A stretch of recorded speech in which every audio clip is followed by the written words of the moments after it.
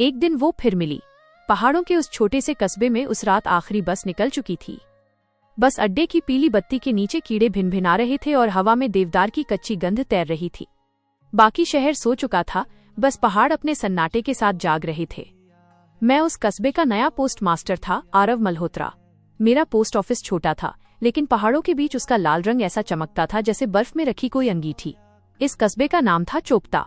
यहाँ आने से पहले मैं दिल्ली की भीड़ और मेट्रो वाली भागती जिंदगी में था, जहाँ एक रिश्ता बिना शोर किए टूट गया था। मुझे लगा था पहाड़ मुझे टूटे हुए हिस्सों के साथ जीना सिखा देंगे।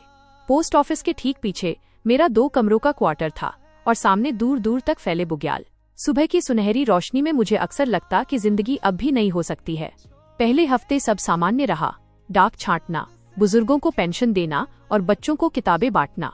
फिर एक दिन वो आई, नीली शॉल में लिपटी, हाथ में मोटी डायरी और आंखों में एक अजीब सी चमक।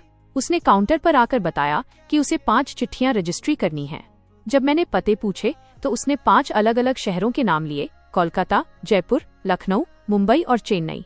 मैंने मुस्कुराकर उससे पूछा कि क्या वो इतनी चिट्ठियां लिखती है, तो उसने जवाब दिया कि कुछ लोग जवाब देते हैं और कुछ नहीं, लेकिन लिखना जरूरी है। उसका नाम माया था। वो हर हफ्ते आती, कभी 3 चिट्ठियां लेकर तो कभी 7। वो कभी जल्दी में नहीं होती थी।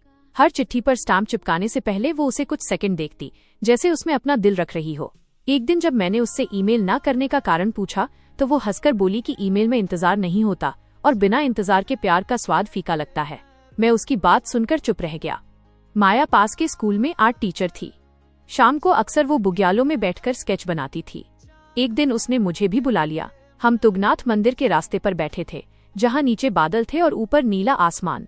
मैंने उससे पूछा कि वो किसे लिखती है, तो उसने बताया कि वो एक किताब लिख रही है, 5 अधूरी प्रेम कहानियां।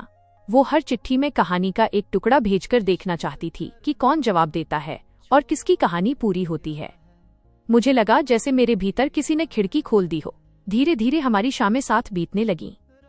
मैंने उसे अपने पुराने रिश्ते और टूटे भरोसे के बारे में बताया। वो ध्यान से सुनती और पूछती कि अगर वो वापस आ जाए तो क्या होगा। मैं कहता कि अब नहीं, कुछ चीजें टूटकर बस याद रह जाती हैं। माया मुस्कुराकर कहती कि या फिर वे नया रूप ले लेती हैं। एक तूफानी बारिश वाली शाम जब हम मेरे क्वार्टर में चाय पी रहे थे, उसने अचानक पूछा कि अगर वो एक दिन चली जाए तो क्या होगा। मैंने मजाक में कह दिया कि पोस्ट ऑफिस में चिट्ठी छोड़ जाना। वो गंभीर होकर बोली कि वो जरूर छोड़ेगी। अगली सुबह वो नहीं आई। 3 दिन, 5 दिन और फिर 1 हफ्ता बीत गया। स्कूल से पता चला कि उसका कॉन्ट्रैक्ट खत्म हो गया और वो चली गई। मुझे यकीन नहीं हुआ। मैंने उसे हर जगह ढूंढा, पर वो नहीं मिली। फिर एक दिन मेरे डेस्क पर मेरे ही नाम की एक रजिस्ट्री आई। उसमें लिखा था, आरव, उन 5 कहानियों में से एक कहानी तुम थे, लेकिन तुम्हें कभी बताया नहीं क्योंकि तुम्हारी आंखों में अभी भी किसी और का अक्स था। मैं तुम्हारा इंतजार नहीं बनना चाहती थी। अगर कभी तुम्हारी आंखों में सिर्फ मैं रहूं तो मुझे ढूंढ लेना। नीचे पांडिचेरी का पता था। मैंने बहुत सोचा। मेरी नौकरी सुरक्षित थी और पहाड़ शांत थे, लेकिन मुझे लगा कि अगर मैं नहीं गया तो हमेशा पछताऊंगा। मैंने लंबी छुट्टी ली और पहाड़ों से उतरकर ट्रेन पकड़ ली। मुझे याद आया कि कभी मैं भागकर पहाड़ आया था और आज मैं किसी की तलाश में जा रहा हूँ। पांडिचेरी का माहौल अलग था, नम हवा और फ्रेंच गलियां। मैंने जब उसके पते पर दस्तक दी तो माया ने ही दरवाजा खोला। हम दोनों कुछ पल चुप रहे। उसकी आंखों के सवाल पर मैंने बस इतना कहा कि अब मेरी आंखों में कोई और नहीं है।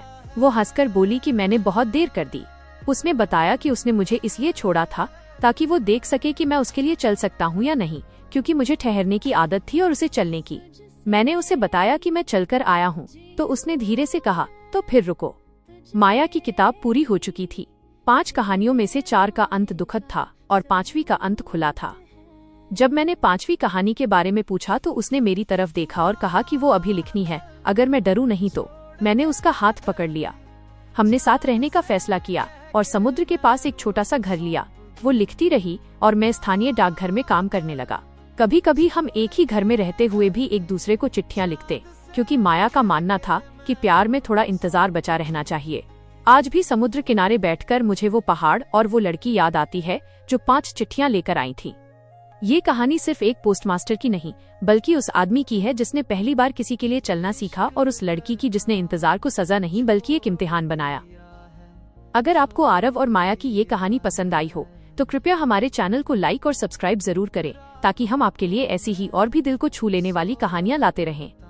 आपकी प्रतिक्रिया हमारा हौसला बढ़ाती है।